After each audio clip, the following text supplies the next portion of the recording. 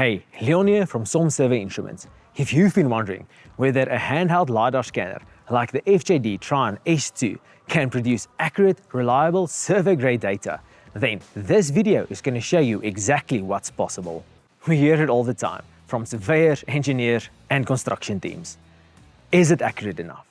Will it fit into our workflow? And can I trust it for real-world deliverables? We've been working with LiDAR technology for years now, and it still surprises us.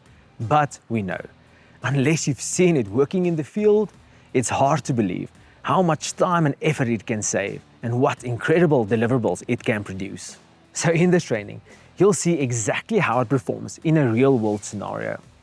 We'll be scanning our office, inside and out, using the FJD Trion S2 LiDAR scanner, and we're going to do some accuracy spot shots using a total station. You'll follow along step by step, from turning on the scanner, to collecting data and capturing GCPs, to processing your scan to generate a usable point cloud. If you're looking to speed up your fieldwork, enhance your deliverables, and take on more projects, what you see here might just change the way you work. This is what next generation site capture really looks like. Let's get started. Vincent, over to you. Before we get started, let's do a quick equipment checklist. We have to check that number one, the batteries that we're going to use is charged and will be enough to cover the area that we're going to scan. We have to make sure that we've got enough storage on the scanner. We also have to clean the LiDAR sensor with a soft cloth before we start a use scan to clear off any dust. Lastly, we have to make sure that the device that we're going to be using for real-time point cloud viewing with the FJD Trion Scan App has enough charge and will be able to operate for the entire time that we're scanning the area of interest. Before we get started, we're going to do a site evaluation. We're going to walk the site that we're going to scan. We're going to identify the areas where we're going to place our ground control points. We will also check out for any things that could be a hindrance to our scan. If we've got some reflective surfaces, like windows or any mirrors, we will cover them before we do the scan. We will also decide if we want to take multiple scans or divide the scan. We'll then identify an area that will be common between the two different scans that we can then use later to register the two different scans. We can also use additionally an option called continue scanning if we want to do so. From our site evaluation, we have decided that we're going to scan the smaller building as its own separate scan. We're going to call it Building A, then we're going to scan the main building in its own scan. We will now start by turning on our scanner and connecting to the scanner on the FJD Trion Scan App. Let's now go to the app. On the application, we'll select the scanner that we're going to be using. This will show by the serial number. We'll select on it. It will detect the device and it will obtain device information, and we are now connected to the scanner. Now that we're connected to the scanner, we can check how much storage we have.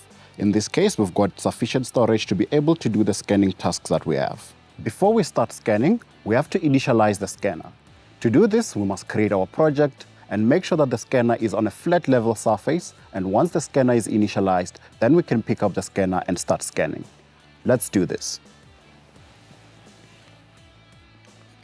We'll select on scan. For this case, we are not using RTK because we'll be collecting ground control points that we will use for control point optimization. We will input a project name.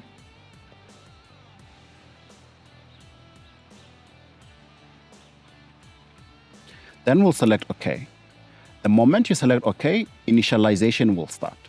While this process is running, make sure that the scanner is static and not moving. Initialization is now complete, and now we can start scanning and we can pick up the scanner. When you start scanning, make sure to follow the planned path that you chose when you did your site evaluation.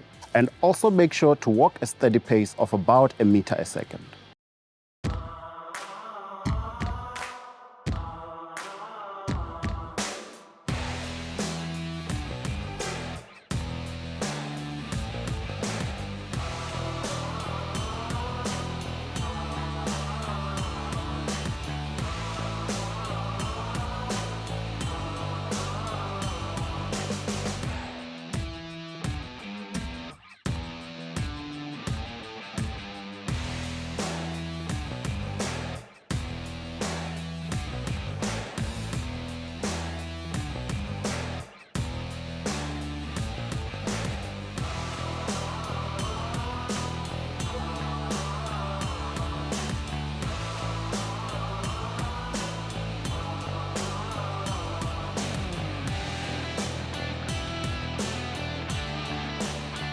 Now that we've finished scanning, we're going to collect some data with the total station, which we'll then use to check and compare the accuracy of the scan data with the data from the total station. This will give us a good understanding of the accuracy we can get with the scanner. Now that we've collected all our data, let's take it into the office for post-processing. We have completed scanning in the field with the FJD Trion S2 scanner. Now it is time to download the data from the scanner and process it on the FJD Trion model software. Let's get started with this. We'll first power on the scanner, download the data from the scanner, then start with processing. Now that the scanner is on, we will now switch to Wi-Fi mode. To switch to Wi-Fi mode, you must short press once on the power button, then one long press until the LED lights flashes blue and becomes solid blue. Then you will be on Wi-Fi mode. When you are on Wi-Fi mode, you can now connect to the scanner on your PC to download the data. Now that the Wi-Fi is active on the scanner, we'll connect to the Wi-Fi on the PC.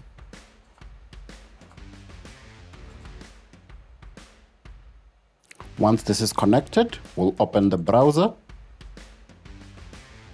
and we will key in the IP address of the scanner. This is 10.33.68.254. We are now connected to the scanner. We'll go under Files, then we'll select the scan that we want to download.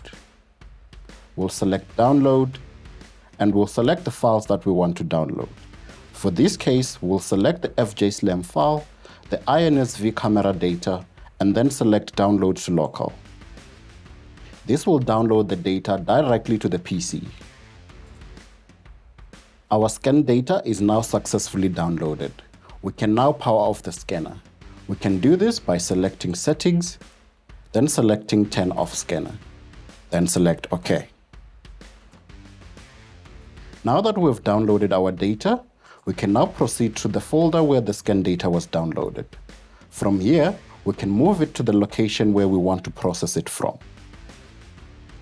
Ideally, you want to process your data from a drive.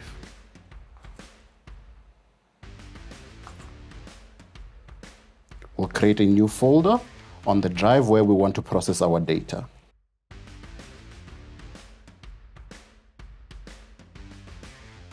The data is now moved to the drive where we will be processing it from.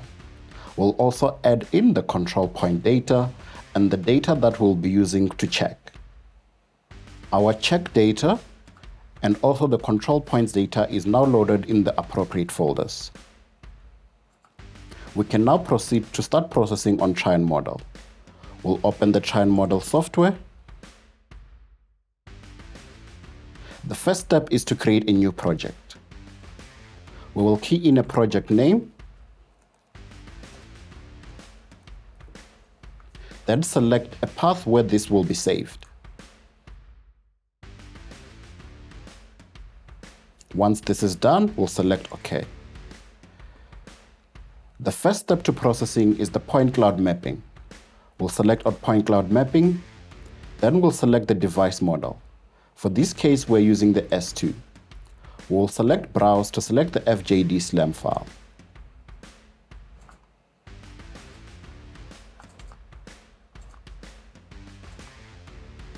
We'll select the scene. For this case, we're scanning outdoor. We'll select the outdoor scene. For compatibility mode, we will choose Close. The mapping range, we will set to 90. Since we are not scanning with RTK, we will leave this option unchecked. We'll select the option for Optimize with control points. We will then browse to the folder where we saved our control points.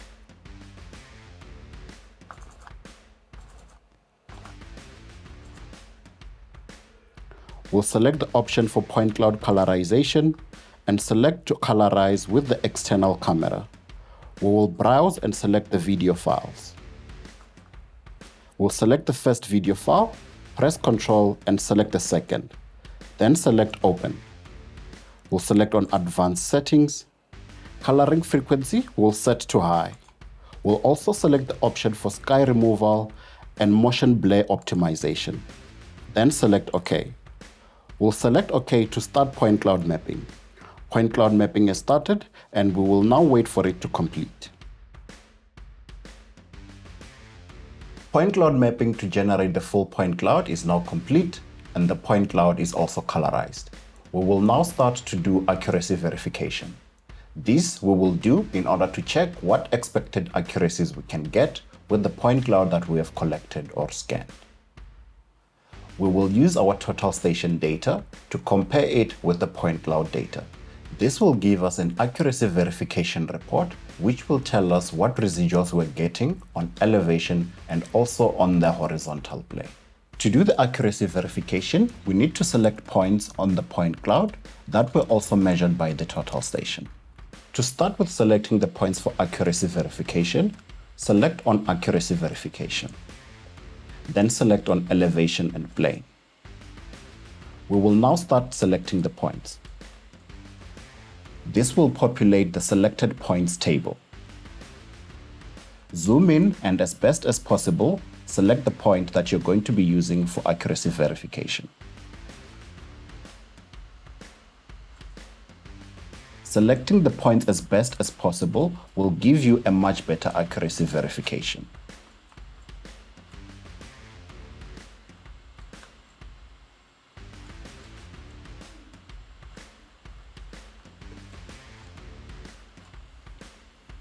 You can use different display options to be able to view the point cloud as best as possible when you want to select the point. You can change your display from either RGB, which is the color, you can use blend, you can also use intensity. When you have found the display that best displays the point cloud, then select your points.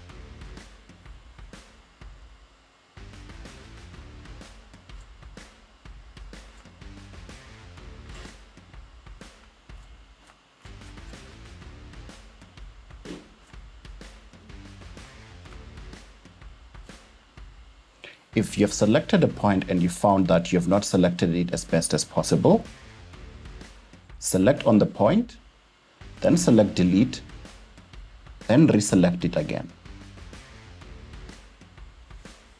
To make this process a lot simpler, I've already selected the points and I'll just simply import them.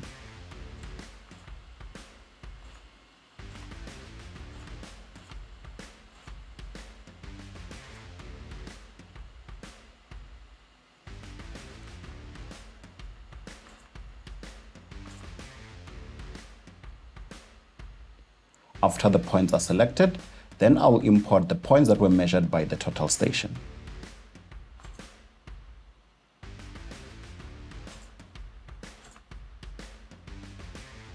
Now that all the points are imported, I'll select Calculate to calculate the residuals. We'll start by checking the elevation residuals. Then we will check the horizontal plane residuals.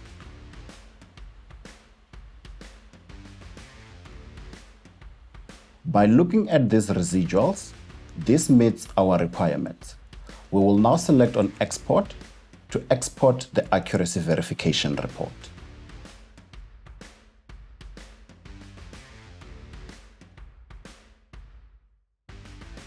We have selected a folder where it should be saved, then we'll select Save. This is now saved successfully. We'll select on OK.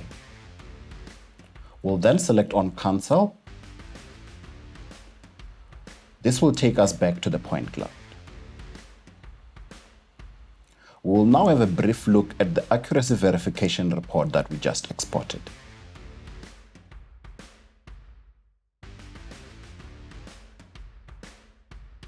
On the accuracy verification report, we'll just make sure that all the values are numbers.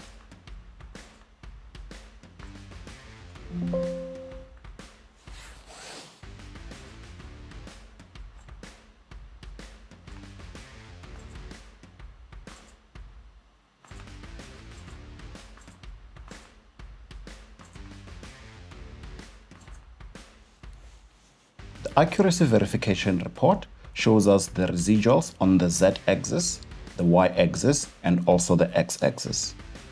It gives us a plane RMS and also an elevation RMS.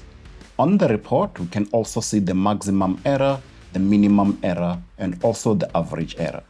This report gives us a clear indication of the accuracy of our point cloud. And these accuracies meet the specification of what this data was collected for. Let's proceed back to the point cloud. Now that we've checked the accuracy of the point cloud and we are satisfied with the residuals, we will now bring in the indoor scan data. We'll select on File, then select Add Data.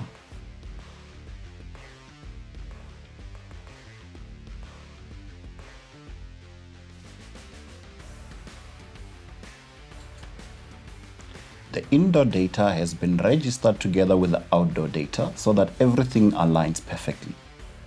To see how this is done, check out one of our videos on how to register 2 point clouds together. The next step to do is to merge the 2 point clouds. Once the 2 point clouds have been merged, this can now be exported and used in other softwares for further processing to generate BIM models. To show how to merge the 2 point clouds, select on your first point cloud, press Ctrl, then select the second point cloud. Select on Start, then select on Merge. Once you have selected Merge, the 2 point clouds will be joined together to form one full point cloud. Once the point clouds are merged, you can select on the point cloud, then select Export and export it in a file format that you would like to use on any other software like LES, PLY, or E57. So, we've showed you how to scan and process your data, but we've made it one step easier. You can send us your data and we'll process it for you with your logo into a deliverable that you can give to your client.